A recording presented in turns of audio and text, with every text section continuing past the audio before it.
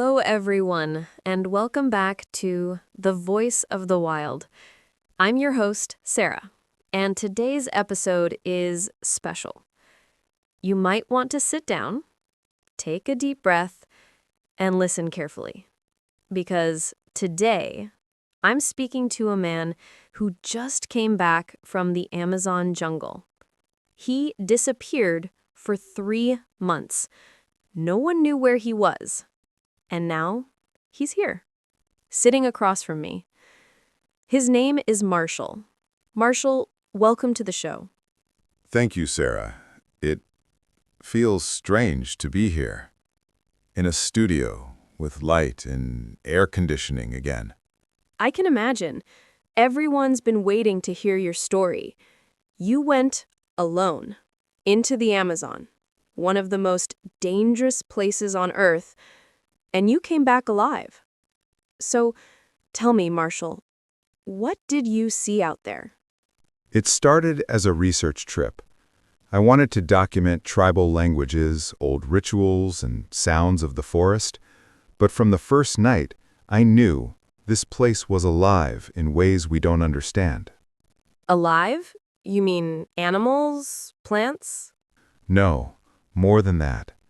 The jungle itself feels like it's breathing. At night, the air moves, it whispers. I heard voices sometimes, not human, not animal, just whisper. That sounds terrifying. Did you ever think of turning back? Yes, the first week. I got lost. My GPS stopped working. My compass spun in circles. It was as if the forest didn't want me to find my way out. Did you travel alone? I started with 2 local guides, but after 5 days, one of them vanished. Vanished? The other guide wanted to leave. I wanted to stay. I thought maybe the man fell or got lost. That was my first mistake. What happened after that? We walked deeper. Days turned into weeks. The trees grew taller. The air thicker. You could smell the earth, sweet and wet. Sometimes the rain didn't stop for hours, just heavy drops hitting the leaves like a drum. And the animals? Oh, they were everywhere, but you never saw them.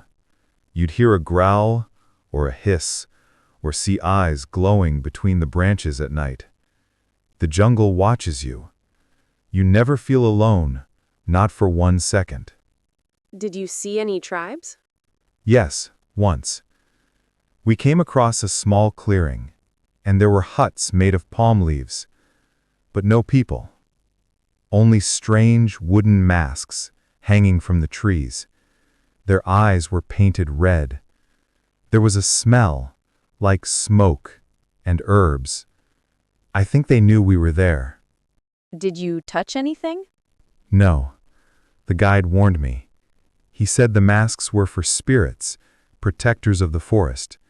If you touch them, you invite something to follow you. Did you believe him? Back then? No. Now? I do. Tell us about the night you said you heard voices. It was the 11th night. The rain stopped suddenly, too suddenly.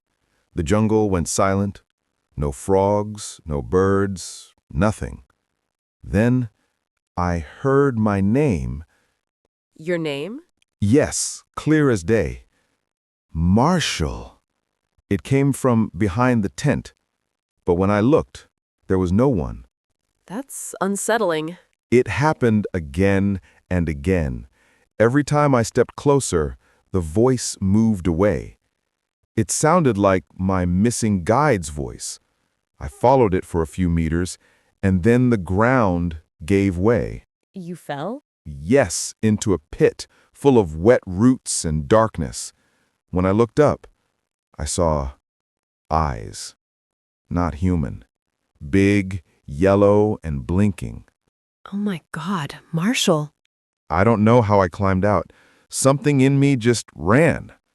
When I got back to the tent, my other guide was gone too. Gone? Yes, his bag was still there, fire still burning, but he was gone, like he had just vanished into the air, You were alone after that? completely alone. For weeks, How did you survive? Food, water, shelter.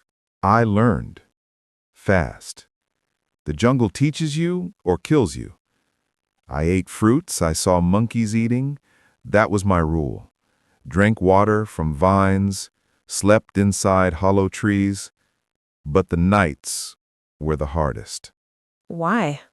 because that's when they come out. They? Who are they? I don't know. Shadows that move like wind. Sometimes I saw human shapes, just silhouettes in the fog. One night, I saw a woman standing near the fire. Her hair was long, her skin white like clay. But when I blinked, she was gone. That's terrifying.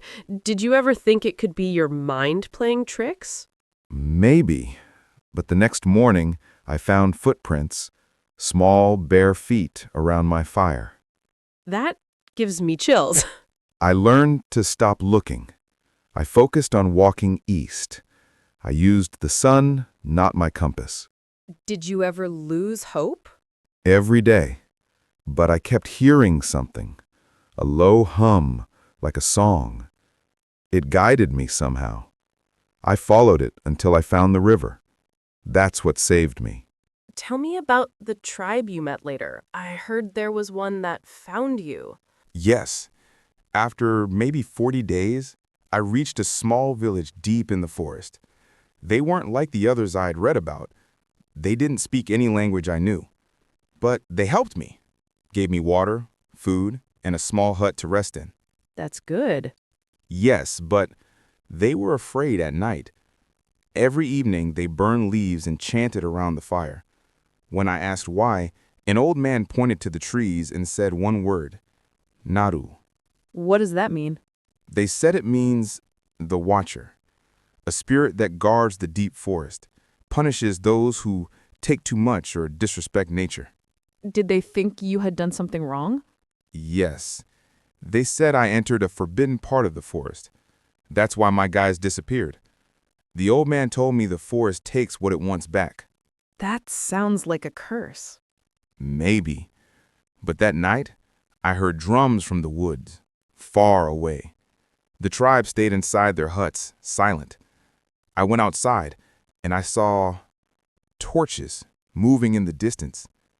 No people, just lights, floating between the trees.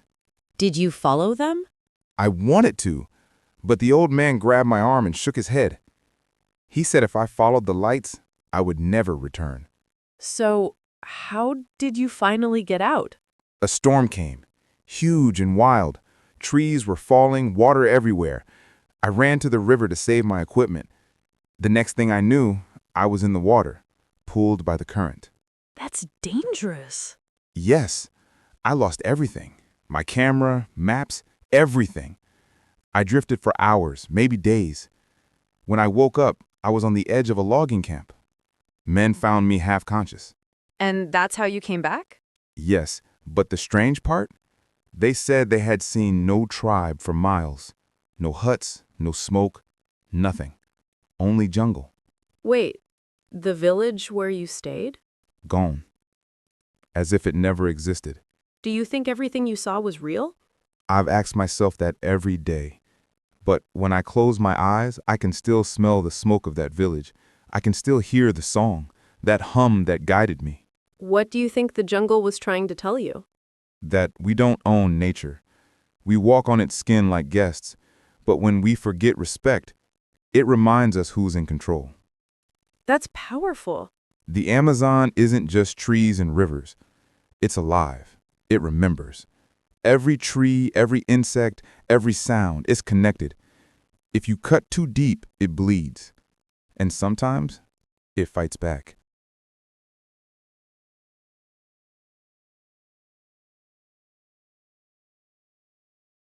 Marshall, can I ask, did you bring anything back?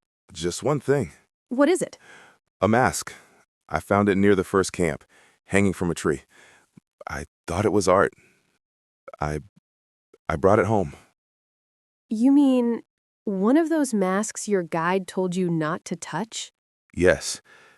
I didn't remember until I unpacked my bag last week.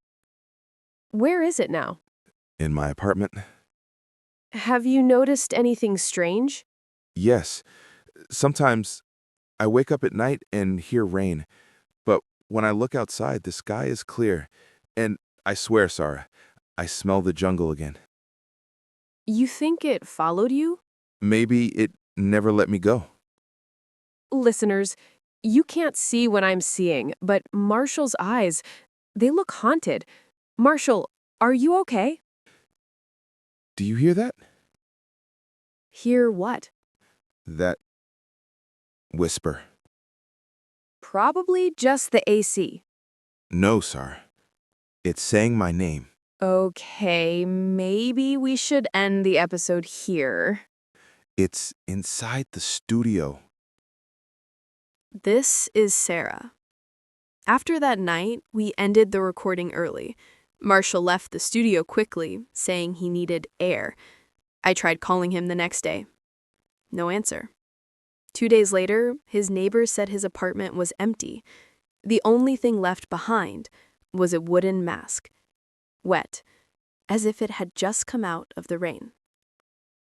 We call ourselves explorers, but maybe we're just visitors, tiny voices in a world far older than ours. The jungle isn't evil. It's sacred. It punishes arrogance, not curiosity. It whispers to those who listen, but it screams at those who don't. Thank you for listening to The Voice of the Wild. This episode was dedicated to Marshall, wherever he is. Until next time, stay safe, stay humble, and respect the world that breathes around you. So if you ever find yourself deep in nature, remember Marshall's story. Take nothing that doesn't belong to you. And if you hear your name in the dark, don't follow the voice.